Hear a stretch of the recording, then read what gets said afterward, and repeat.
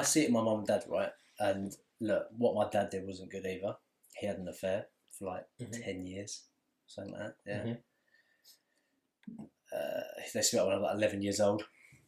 He was hardly ever that like there in the evenings and stuff. He was always doing what he was doing. But and look, what I said, what he done was wrong. I'm not defending what he done, but my mum then got a lot of the money in that house, and he was kind of just left out to find a place to live. Yeah, granted, it was his fault.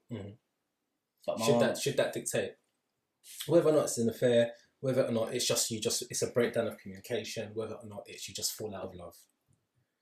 What's your take on like the balance there? Because for me, it's so unbalanced, and it just leaves, like you said, left him in the sticks. Yeah, he was sleeping at his friend's house. Like, you know, my mum obviously didn't probably care because of what he'd done or like what he found out done. But as a man, you kind of, I see it as you work your whole life, and especially my mum was a housewife. She didn't work. You know, she brought the kids. That was her role. That was her job. She kind of every day get up, take the kids to school, pick the kids up, do the washing, do the ironing, make sure the dinner's ready. That was her role. What's that worth? What do you think that's worth?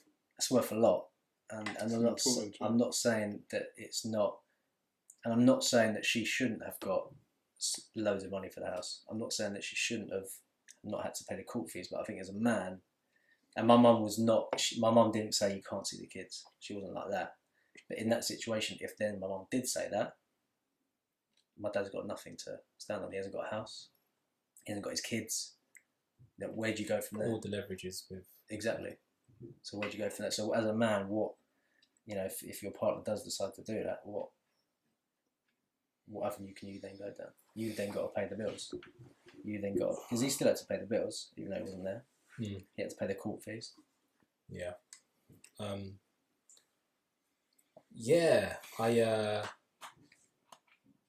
know me and you been in similar situations. Yeah. My first daughter, Tay, when I broke up with her mum, I want to try to talk about this in a respectful way. It just didn't click. It just didn't work. So, yeah, it was time to get out of that relationship. I think both parties wanted out, but I was quite forceful with how I explained how I wanted to leave the relationship. Don't think it was taken very well, and we ended up in court. Well, I had to sort of take her to court to get access, because feelings were hurt, people were angry, and when people are angry, people make certain decisions, and yeah, that whole process for me was one of the worst experiences I've been in, and I thought I did it. I handled it literally by myself. I didn't need to handle it by myself, but at that time in my life, I didn't feel like it was anybody else's burden. Yeah, you know, and I even sacked off my solicitor and I started representing myself, because, like, you know, you can tell someone's just taking a mick. Like, they weren't even doing the job. They didn't care. You know, you can tell someone doesn't care, and it's like, I'm telling them, like, this is what's happening, and this is what I need you to do. And then they were taking the time to send letters and do this and do. And I was just like, okay, you're charging me, you're depleting my savings. £100 for an email. Do you know what I mean? And like, you're not even, there's no ounce of like passion, or like you actually don't care. This is admin for you. So I just locked them off as well. But the situation that I was in was, I felt, if it wasn't for the fact that I was quite clever and I protected myself and I made sure that I kept evidence of different things. I won't go into detail, but if it wasn't for that, I honestly don't know if I'd be seeing or how much I would see Tay right now if it wasn't for any of that. And yeah, I had to go into court, represent myself, take all my stuff with me, and and then I got what I got, and the judge was in my judge pleaded in my favor, or judged in my favor, and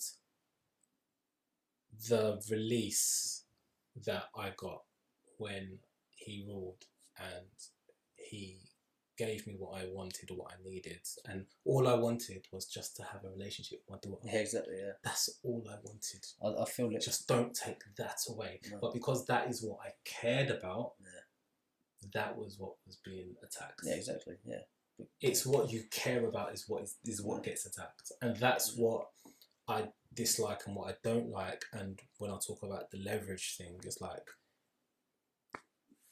And I know, like, I used to watch it in films growing up about a woman scorned, this, that, and the third, but, you know, you have to live it to experience it, and it is real. It is real. But then that's my perspective.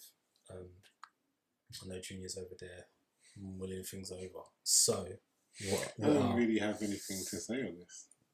I agree with your statement in terms that I don't think a kid should be used as collateral, and it's a fucked up situation when it does happen.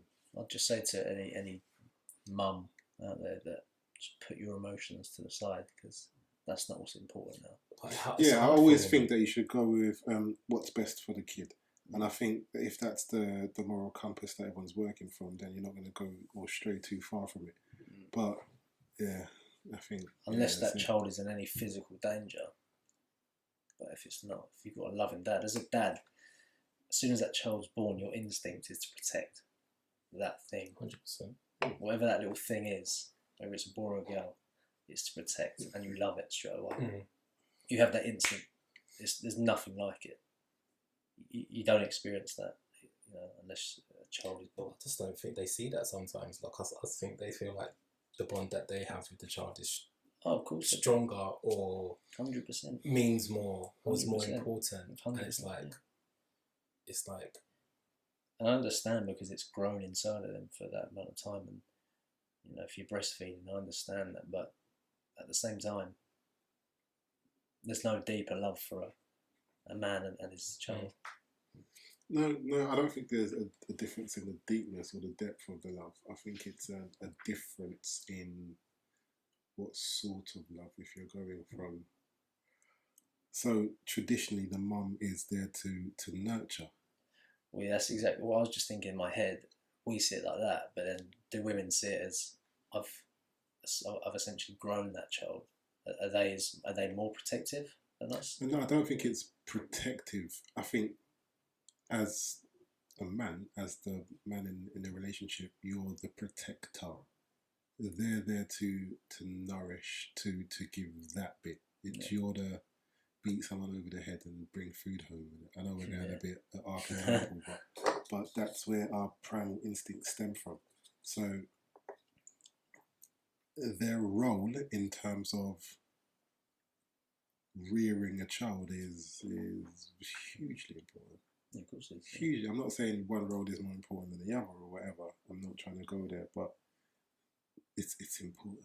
It's important, especially for a girl. But yeah, I agree with most things that have been said. So yeah, that's it for me. No monologue for me today on this. Yes, touchy subject. Yeah, it is a sensitive subject, but like, just you know, I saw Poet, and just it touched me when he was crying, man. Like, it touched me. I was just like, this is. But yeah, just on that, actually, I haven't seen the whole thing. I saw, obviously, I watched the podcast every now and again, and I saw a clip. I haven't seen the whole thing, and it's not nice to see another man in pain, hurting, because he hasn't seen his kids. I just feel a way doing chatty patty over another man's situation, but it's not a nice thing to see. It's the worst feeling, bro. I can imagine. I can guarantee that it's the worst feeling. I can imagine, and especially locality. Because it's one thing if you have to drive from Tottenham to Hackney to go see your BM, but if you're having to go the other side of Europe, it's the next thing. So yeah, that's hopefully it ends nicely, and everyone can see everyone, and everyone can be in good behaviour.